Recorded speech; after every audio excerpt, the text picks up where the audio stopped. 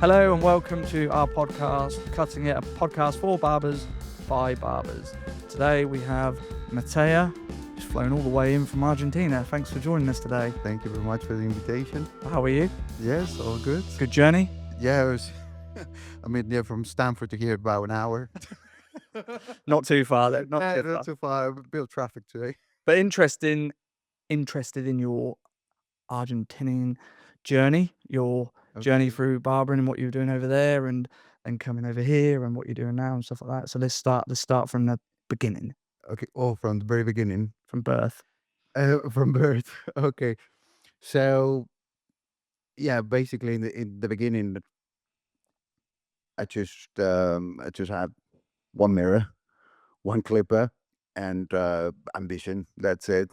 I didn't know I didn't know anything like what was the names for the haircuts and styles, what tools I needed. I always, I was a bit crazy with my own hair and stuff like that, but there was nothing over there. It was not developed like in the UK, the barber industry. So basically, I had to figure it out myself. It was salons, like unisex salons and loads of hairdressing and stuff, but the barber side like was not explored at all.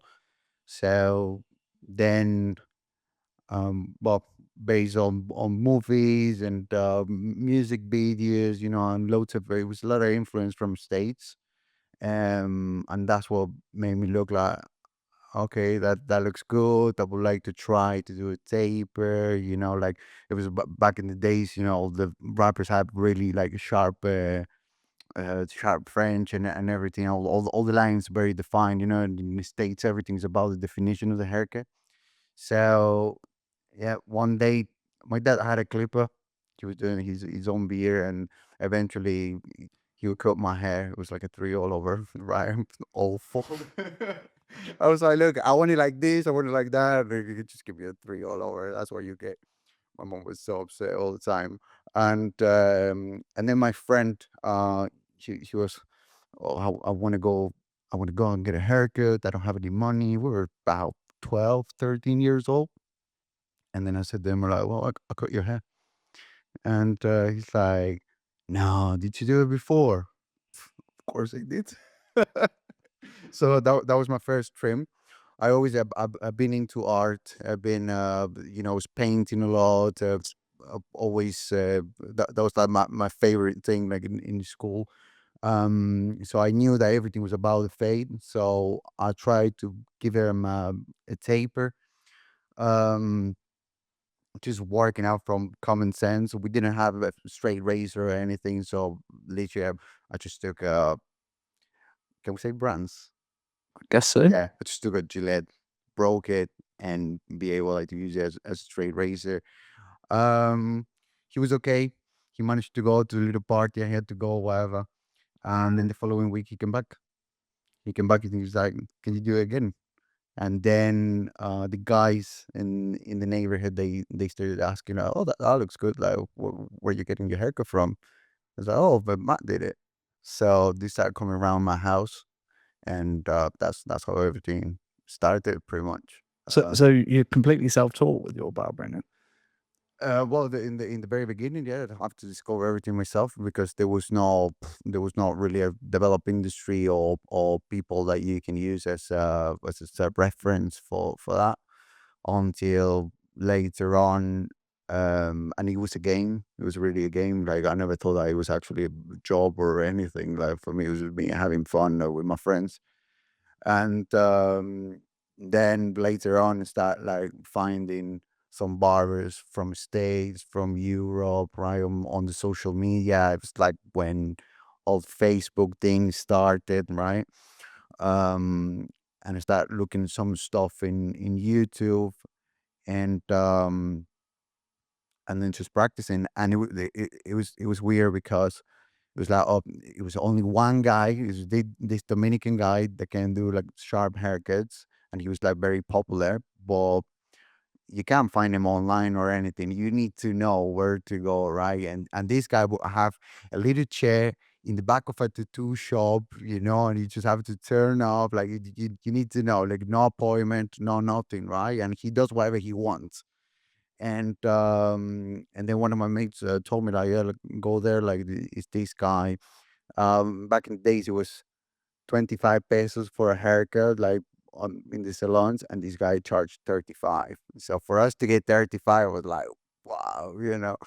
And I would go and say to my parents that I can I get some money.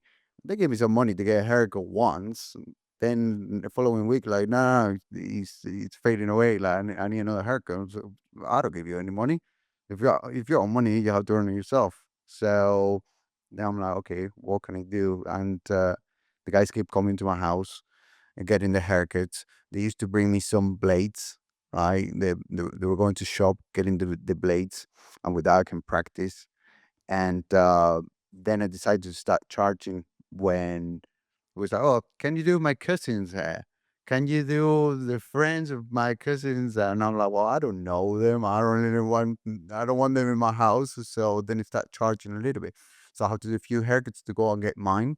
And then I was going to this guy, and I'm like, look, I really like what you're doing, like, and I was watching, and then eventually he said like, "Oh, look, if you want, you can come and you can stay in here for a couple of hours. Like you're a nice guy."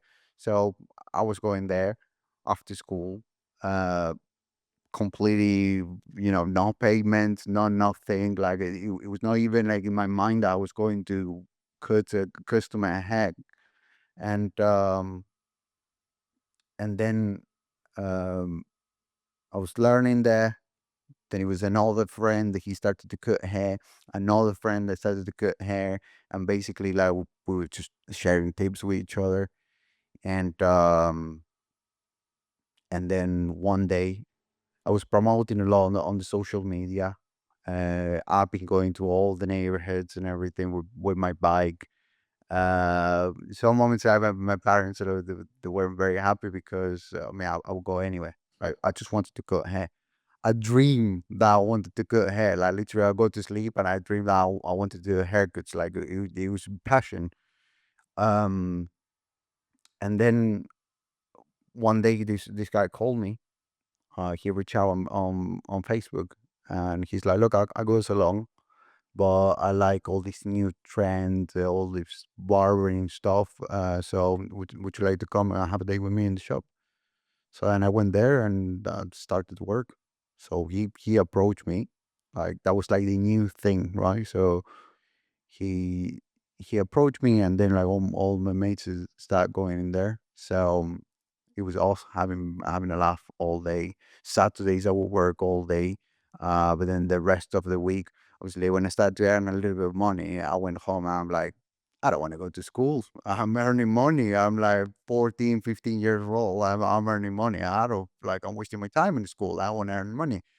And it was no negotiable at home. So they were like, no, you need to go and finish school. Then after school, if you're doing all right after school, like you can go to the shop. And that also my parents see it as it was for me a safe place to be, because they know that I'm going to be there for X amount of hours, and I'm not going to be in the street because I used to be very naughty, right? So I've been, I've been everywhere, right? And they were calling me. I'm like, no, I can't tell you where I am. But I'll go anywhere just to get some haircuts. Like sometimes, well, this is the UK. Like I got some rough areas, but like we're talking here Latin America, right? Like that's it's proper dangerous. So basically, I will go to these places they call bicha. So bicha is pretty much the same like a favela in Brazil. The only difference is that instead of being in a mountain, the bicha is in flatland, right? But it's the same thing. Don't get me wrong. In those places, I met the nicest people and the most humble people, right? Like very hardworking and everything, but also like it's all dangerous stuff happening. Um, and I would go there. I was going to private school, so I go there with my uniform, and all of a sudden, it's like very like narrow streets. I go with my backpack and a couple of tools in there, And all of a sudden, these guys just stop me and it's like, "What are you doing here? Like, where you from? Like, give me your backpack." I'm like, "No, no, I know this guy. Oh, that guy, the guy that that hurt my little cousin." I'm like, "No, no, that one, the other one." And I'm like, "Listen, I'm the barber. I come here to cut hair." "Oh, you a barber? Yeah, yeah, yeah. You want me to give you a haircut? Yeah, okay." And then it's cutting hair in the street, And then every time that I go there, like nothing happens to me because I'm the barber, and that's how you build your reputation over there. Barbering saved your life there then. Bobby saved my life many times. Yeah, That's yeah. crazy. And then we just start cutting hair on the street. Over there, like 40 degrees, right? So you can do haircuts in the street, and then people is watching, and he's like, "Oh, can you cut my hair? Oh, can I bring you my kids?" And that's basically how I learned. Wow, that's a hell of a story. Oh my God, yeah. So over there, because you had shops as well, did you eventually? So you've done all that, you've got your skills, and then you finished school, and then you set up on your own? How did that? Actually, I opened my first store, and I was in school. I was in the last year of school when I opened my first shop. So I was working this place close home, and then it was this guy. It's in a city that is pretty close, like 15, 20 minutes away, driving, and it's like a more developed city. Uh, and then it was this guy that he had a shop where he sells all American clothing. He was importing stuff like baseball hats and all that, like all the rappers and that. Like it was very big. We have like very strong influence from states, and um, and then he opened a barber shop. He thought like it was something cool, but he didn't know anything about barbering. So then one of my friends was working in there, and then he called me. He said, "I know Matt's good." Like, and then they called me. I was working there. That was the first barbershop in the city and all around that area, and everybody was just crazy. And I ended up being the busiest barber in there. And it was just haircut, and we had only two chairs, but it was like six people working in there. After a couple of years, and um, and then I was saving money. I was saving money up, and but not to open a shop. Like it was not even in my head because for me, at this point, right, we're in the first barber shop. These guys, they come, they take pictures, they doing videos. It gets so busy. There was no booking system or anything, right? Like loads of people waiting outside on the street, and I was like, I'm on top of the world, right? Like, I'm doing what I like. I'm having a laugh with my mates, and I'm earning money at the same time. So then I was saving. I wanted to buy a car. I think I was 17, right? About to turn 18. I wanted to buy a car because, you know, I wanted to go pick up the girls, go out and all of this. I was already like going to nightclubs and stuff.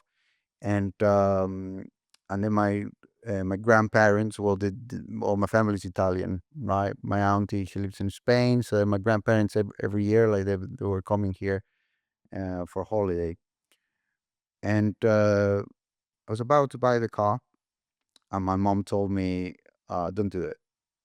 I'm like, "What do you mean? I've been waiting so long for this moment. Oh my God, I want to be a man. Like, I want to live my life." And she's like, "Look, if you want, you can do it. Go and buy your car, but you're going to be the same idiot with a car. Or you can use that money, and when your grandparents go next time to Europe, you go with them and you learn something. And then when you come back, if you want, you're going to be able to buy it anyway." I thought about it for a second, and then I did a trip. I came here, right before coming to Europe and go to several countries. I was already in touch with loads of barbers from all over the world, and it was this event in Brazil. It's a very big event. Brazil was a little bit ahead than Argentina with all the barber industry, and it was, can I say names and brands? Yeah.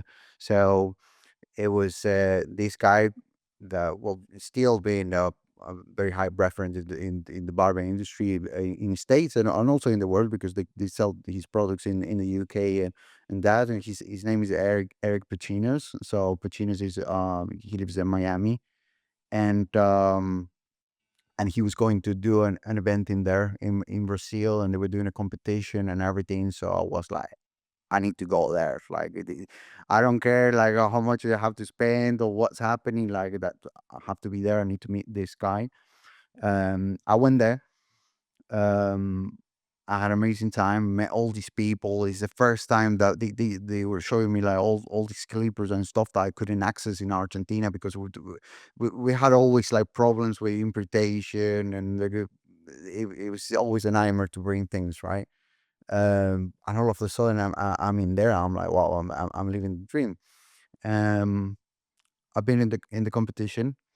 I didn't win the competition. The competition won this guy that was Brazilian, of course, and I mean I was in the second position, right? The thing is, when I took my clippers, well, it was pretty much one clipper and one cut throw. I had to do this. Whatever you consider that is a classic haircut, right? So for me, it was like a very like tight taper, like slick back. Um, when I plugged my clippers in the socket, Brazil got uh, different type of electricity in there. When Argentina is 220 and in Brazil is 110. So my clippers weren't working. So the guys they gave me some clippers to do my haircut. So I'm cutting hair but without my equipment, right? To this random model that I don't know. Everybody was bringing their mates. And then I did a haircut, have fun. Like people's taking pictures and that. They're like, yeah, well done. That's it. That for me, it was done. Later on, they're like, "Come on, you need to go to the stage. Like you're in second position. Like, and then this guy he's first. So you, both of you need to go take the picture. They start like giving me products and stuff. I'm like, okay, great. And and in there it was crazy. So all the guys back home they saw that they thought it was amazing. It was like the first barber that actually like goes out there then represent the country. I mean like flying with my flag, all crazy, and and I met barbers from all over the world in that event. And then I end up meeting Pacinos, and because his background is Colombian, he speaks Spanish. So then I go to him and I say, "Listen, like yeah, I came here to competition and I met all these people and that, but like that for me is." Yeah, it's good, but in the background. Like, but the main thing for me was like to actually come and meet you and have a chat with you, and he thought that was amazing, and then he gave me he was releasing his line of products and his tools. He gave me the cutthroat, the old golden one, the one that he was like wearing, and the one that he was using that day with his name and everything. We took a picture. He gave me a bunch of stuff. He started following me on Instagram and this and that, and then like said like, "Oh, okay, let's keep in touch." Um, Came back home. I was absolutely like over the moon, and uh, and then after that, I went to Europe. When I go to Europe, I was Spain, Italy, France. I came to the UK as well. Um, I will find barbershops online, or if I see a barbershop in the street, I just like I walked in. I walked in and I said like, guys, I'm a barber. I'm from Argentina. I just want to hang around with you, and I stay in there the whole day. So that was my holiday, right? I stay in there. They give me a haircut. I give them a haircut, right? And I'm learning something, and they start like telling me like how barbering works in that country or like where they coming from. I remember I came to I came. I was in London. It was around Camden, and it was this barbershop. It was like all like Afro barbers. I walked in. I couldn't speak English, and I showed them a picture of me cutting hair, and they're like, "Oh, good, good. You want a haircut?" I'm like, "No, I don't have money." So then I just sat down in there And well, I spent the whole day in there in the barbershop, just like, you know, feeling like was the vibe in there in that place, and it was something from another planet for me. And then I went back to Argentina. Went back to Argentina. Obviously, at that point, I was like a superstar over there, right in the area. And there was no other guy doing that. They were doing some things, but not like that. That was like next level. And and then I was talking with this guy, the Colombian guy, but he was born in the States. He lives in Miami, and and I was like, man, like, this trip, it was amazing. I think like in here in Argentina, like it's not that developed. It's a bit backwards. Like I need to get out of here. I want to go to the next level. I want to be like proper high level barber. And then he was like, well, if you want to come, get your visa sorted and come. I went to the idea at home, and they didn't like it, especially my grandpa. They were like completely against it, and they were like, "Nah, you're gonna go there, like you don't know anybody, like you're gonna get yourself in trouble." Um, I went to the embassy. I got my visa, everything by myself. At this point, like still going to high school, and then my grandpa and my dad were like, "Okay, but you want to go in there because you want to open a barbershop in there?" Or why? Why you want to go? If you open a barbershop in here, would you stay? And I'm like, well, I want to go there. I want to speak English. This is not what I want. I want something else. It's like, but why you don't try? Like maybe you open a barbershop in here and then you're successful. And I was like, no, no, no. And they were like, okay, how about this? We look at how much is to open a barbershop. We trust you. We go pick up a shop, and then you leave that place where you're working and you open your own store, and then you pay us back. No, there's no deadline or nothing, like, and I'm like, but what about if I can pay? If you can't pay, there's experience, but we want you here. Okay, so I was like, yeah, let's do it. Next day, I was walking around town, looking for a shop. And so we opened the shop. It was very small. It only had two chairs, and that was the second barbershop in the city, right? Second barbershop in the city that was actually called a barbershop, right? Before that, like nobody knew what was it, and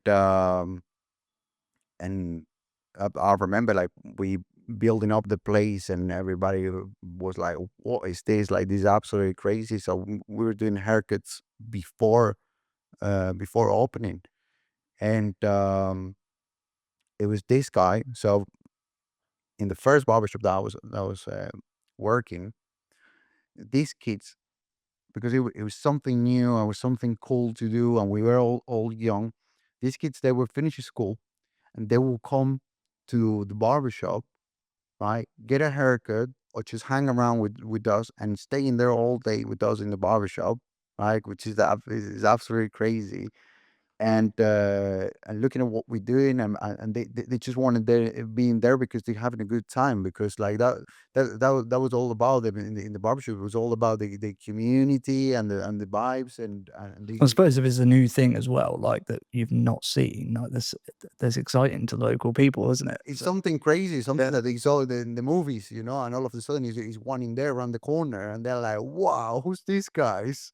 yeah. And they come with friendly, right? So they were coming every single day, and they buy a drink, or they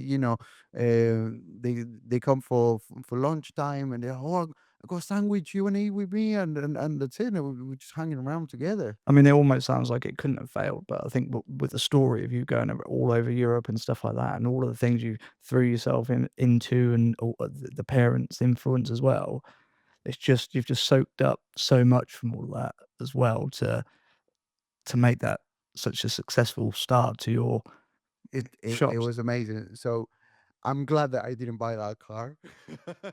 That's the lesson. Yeah, Took a while to get there, but that's the lesson. yeah, it took a while. When your mom tells you you're gonna thank me later, you're gonna thank me later, and then like, yeah, actually, she was right. She's always right. Um, and then these kids like coming over to shop, like being there all day, and they really like even if they didn't want to do barbering. But then it was this guy. He would come in there and he start saying, "I want to be a barber. I want to be a barber. I want to learn. Like this is amazing," and he really like it. So I had an old clipper. I wasn't using anymore because back in the days it was all with cables, right? And then you use it too much that then the cable it breaks. You have to cut it. You have to put it back. So I have this one in there, and I said to him like, "Okay, look, I got this clipper. If you can fix it, I'm gonna show you how to cut hair." 5 minutes later, like the clipper was working, and then I started training him. He was like he was 14 and me was 17, and I was training him like, and he was doing great. Uh, but he was not getting the job in there. He was just having fun. Then when I opened my store, I said like, "Do you want to come to my shop?" And that was the first barber that worked with me. Um, it was yeah, it was amazing, and then all the guys that were around there. Then at this point, like when I opened the shop, like I was already like very popular. So all the guys that were cutting hair in the house or going to do a mobile barber, they start approaching me to come to the shop. Um, it was crazy. So, but basically, the loan I paid it back in 3 months. So from even before opening, we were earning money. It was absolutely ridiculous. Everybody wanted to be there. Everybody knew the shop. Everybody knew me. Like is just walking around the street like, and everybody saying hello to you. It was proper like we felt like we were like local celebrities. Yeah. It was ridiculous.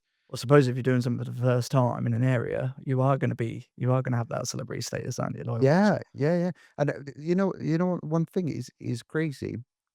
Actually, yeah, for the past 3 or 4 years, um, normally, well, you see my social media. I don't post. I'm not posting haircuts anymore. It's just me having a good time, right? And these guys, all of a sudden, they follow me all barbershops from over there, and they send me messages, and he's like, "Oh, probably you don't remember me, but you cut my hair about 10 years ago, and I was really young, but I thought what you were doing was amazing. And then I started to work in a barbershop. I started to cut hair, and now I open my own barbershop. And you were my inspiration, you were my motivation." I'm like, wow, like how, like because for me it was having a good time with my mates, right? And then these guys, like now they got their shops back home, and they're like, "Well, I know that you live abroad, and that, but like if you come to Argentina, I would love to go with a coffee with you, or let's have a beer, let's do something. Come visit my shop." And that like is crazy. Actually, I got a message, but it was about yesterday or 2 days ago, and I said, "Oh, like oh wow, yeah, it's amazing. So great success back home. yeah." I mean, what a story. And then how did you end up here and why? And what how do you transition from that to coming over here and what was that like for you? Yeah, so basically the purpose, right? This is what my family told me. He's going to open a shop in here. He's going to see more money. He's going to be able to do whatever he wants. That's it. He stays here. Open the shop, pay back the loan. Business is doing well. I'm training people. Everybody wants to work with me. Shop is absolutely packed every day. Um, so I could do whatever I want. Finish school, go bought my car. Like I was just having fun.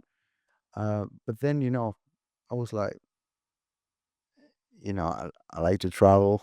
I like to explore. I want to take it to the next level because everybody was saying like, listen, Matt, like there is now. Then with the years, like all the barbershops started opening and this and that, and they were like, look, what are you doing? like it's in a different level. Like when we see your shop, or like what do you do? Like it's like the same. It's the same like the barbers that are abroad, but you here, so that they loved it, and I'm like, yeah, so that's great, but I want to be there. So then I was like, no, I need to go to States. Like, I need to go to States. I'm getting out of here. Then I have family. They live in the States. They live in Canada. And then my cousins, they came to Argentina. They came to visit, and I was trying to learn English, and they saw what I was doing. They came to my shop, and they were like, look, if you go there, like it's going to be great for you. So how about like come for a holiday, come 2 weeks, have a look, see if you like it, meet some barbers, and this, then you can start like that transition, because that's what you want to do. You don't want to live here. Um, and then I went there, and I remember I was looking barbershops. This was in Toronto, as a 20 minutes from Toronto city center, and I walked into this barbershop and I said like, "Hi guys, I want a haircut and a job." And they thought that was so funny, and the shop was closed. They were in there playing pool. They have pool table, and they were like, "Listen, mate, like come back tomorrow. Come back tomorrow and bring you equipment." I went there next day. I got my haircut. I gave them a trim, and that's it. Then I start working with them. um, Start working with them. All the experience in Canada, it was just amazing. Like these barbers, like they were completely at a different level, right? So I learned a lot in there. I always like learning with. I never did courses or anything like that. Just learning with people that I enjoy working with, right? Just having a good time with them, and sharing what I know, and then sharing what they know, and that's it. Um, and in there in Canada, like they were amazing. I tried to go to States. It was quite difficult in that moment with same in terms of documentation and that. So I didn't want to end up illegal in a country and then be stuck in there. But I was going to States after. So these guys that told me in the very beginning to go before opening my shop and everything, from Miami, we just met online, right? We met on Facebook, and we were saying one day I'm gonna have my shop, you're gonna have your shop, we're gonna meet and this and that. And then I go to Miami. I go to Miami, and I call him, and I'm like, mate, I'm in Miami, so send me your address. And he just opened his shop. So then like I went there after 5 or 6 years, and I met him, and I've been there like the whole day in his shop, and then we had an amazing time. It was something like it was not real, you know. It's literally every moment, um, every good moment in my career is I've been in a movie like that's it. I never felt like I never worked. I still don't do it. I'm just having a good time. Yeah. That's it. It's just me being me, and having a good time with the colleagues and with all the people that I meet. Um, and then in Canada, decided to go backwards and forwards between Argentina and Canada, because now I got my business. Then we started with academy, right? I was working in academy. Then after that, I was like, I saw how American barbers, they were doing workshops and seminars. Like you stay in there for a couple of days, so you do it in one day, and they teach you something in specific, and I started doing that. Um, and then all these barbers, they wanted to be barbers because we were doing like introduction to barbering. Then they were like, okay, yep, I like the I had an amazing time today, but how do I carry on? So then I was like, oh, actually, I need to do courses. So then started doing the courses, and and then I trained one of my barbers to teach as well. So then she started teaching. um, so yeah, it was great. Then at some point there was a backwards and forwards between Canada and Argentina for about 2 years, and it was getting. I was thinking, well, I want to do my life. I want to choose a place where I can actually live and stay there. Um, we tried to do it. Documentation was it was a bit difficult in that moment. It's like in the UK. Some moments the country's open, some moments it's closed. And when it's closed, it's like, okay, we need an engineer that can operate this type of machine, and you're a barber. No, that was pretty much it. Then we try my friends, they trying to hire me in the company, and we trying to do all sorts of things. But my family, they tried to be my sponsor, but it was very difficult. So now that's it. I went back to Argentina. I go and I open another shop, like twice bigger. Like, it was 6 chairs in there. Then we have a sink to wash hair. Like, we start doing colors. We start doing everything. Um, I opened that I opened that shop, and then it was someone from the UK that went to it was doing a tour around Latin America, and she was like, "Look, I got a shop in the UK, but I can't take care of it. Can you give me a hand? Yeah, I like what you do." And I'm like, "Listen, I just spend all my money in this store. Like, literally, I don't have a penny. Like, I'm waiting for it to pay me back. So if you want me to go, like, we need to discuss, like, what's the terms." And I go in there, I help you, but then I need to come back. I go my business. Um, and she was like, "Well, I got few properties. One of the properties is above the store. You can be there rent free. I cover all expenses and stuff. Like, I just need help. And I know you got right vision for the store. You just tell me what we need to do. Then you start getting the barbers, like, get it sorted. I want to have a tattoo shop in there. I want to do academy. I want to do everything." And I'm like, "Yeah, that sounds great." And we went to a restaurant. Went to a restaurant. We paid. Well, I paid. You're like, "No, let me give you some money." I'm like, "No, no, no, no." And then she gave me £10. Right? She gave me £10, and she's like, "Okay, that's for you. When you come to the UK, you invite me, and you pay the tip with that." I'm like, "Yeah, okay, sound."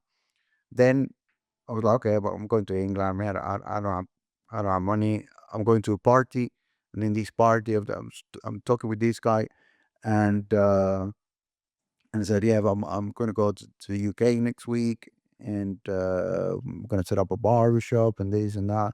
He was like, "Oh, this is funny because do you exchange money?" I'm like, "No, I didn't exchange anything. I just got 10 quid." And he's like, "My girlfriend, her grandma, she got this £50 note from '94, like very big note, with the queen in it." And he's like, "For the right price, she would sell it to you." So then, like, I give him a little bit of money, and I got 50 quid. So I only have £60 in total, these all £50 note and the £10. And pretty much I took all my life and put it in two suitcases, and I came here. And that was it. That was the beginning. And all of a sudden, I go from summer to being in London, with a t-shirt. It was freezing, and we end up in Coventry. And I go to Coventry, start working this show in this store. Long story short, nothing worked out. Everything went sideways. I've been in there for about a month, and I managed to get a little bit of money. It was like, I don't know, £600, something like that. And then I was like, "Okay, what should I do? Shall I come back home, or let's have some fun?" Now I was in 60, now I'm 600, so let's have a little bit of fun. I go to the train station, and I look at the timings for train. It was like London, an hour and 30, Birmingham, half an hour. I'm like, "Oh, it's getting late. Like, London is going to be more expensive. Let's go to Birmingham." So then I go to Birmingham, and I book a hotel. I managed to book only 4 nights, and a little bit of money, like, to get some food.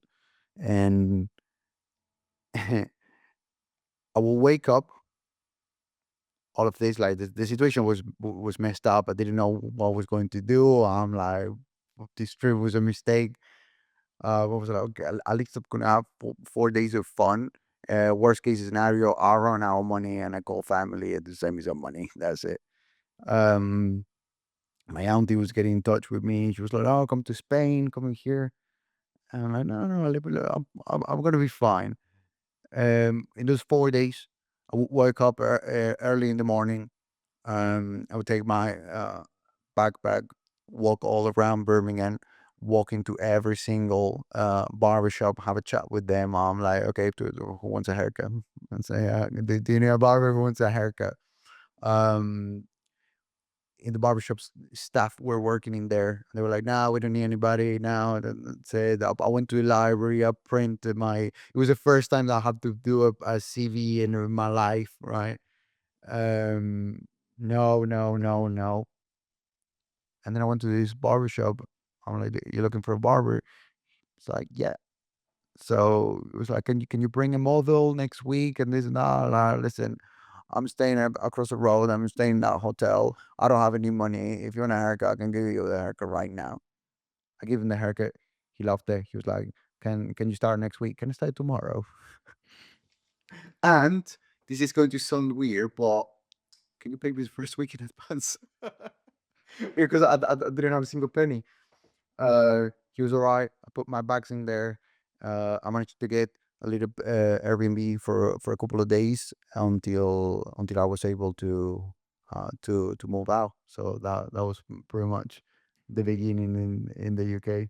That's crazy. I think like all these it just goes to show if you sort of put yourself out there and just go and you're talking about being at school and having your backpack on and going to some dangerous places and stuff like that and having that confidence to go and do that and how that's then allowed you to come to a country, albeit on a sort of with a plan initially, to then have the confidence to just say, "Oh well, let's see what happens," and go with it. And there's not many people who would be brave enough to do that. And it's just, I think it's Uh, a fascinating story, really. Everybody thought it was crazy. Yeah. Is that what is he doing?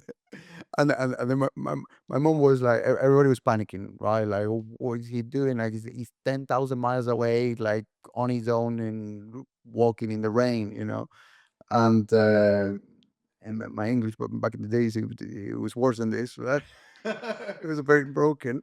And, I was like, "No, no, no," and, the one that I always trusted it was my mom. She was like, "No, you can drop Mattia in the jungle, he's gonna survive, you know, he's always gonna get some food." And, and the challenge was that I come here without any money, without basically without contacts, because after that barbershop went sideways, like, there was no other contacts, and start meeting people and walk around and just put yourself out there and make it work. So that transition, I know we've got to get to the next bit of you then joining Gold Barbers and stuff, but that transition must have felt fairly natural to you in a way because you've done it all before. You've had to get out there and throw yourself in it and just you don't know what's going to happen. It's the unexpected, but you're so used to doing that, so used to being in different situations, trying to sort of get to that next thing, and then you know, But basically, since I was a teenager, 12, 13 years old, like, and when I wanted to start all of this, it was all about going to the unknown. yeah, So it was the same thing. And every time that I would go to a country, my life, it felt like I was in a loop, right? I was doing the same thing, but with experience from before, yeah, right? So let's say, um, Argentina was my primary school, right? And then I go to Canada, that's my secondary school, and then I come to university. crazy. That was it. I think what we need to do, I think because you can talk and you've got such a big story, I think it'd be better to split it over another episode Another session. because Yeah, I was glad it's a to great come back. story and I don't want to cut it short. So I think let's do another one. Okay. Thank you, Mattia. Yeah, love that. Appreciate you coming. Thank You you. can fly back home now. Yeah, I will.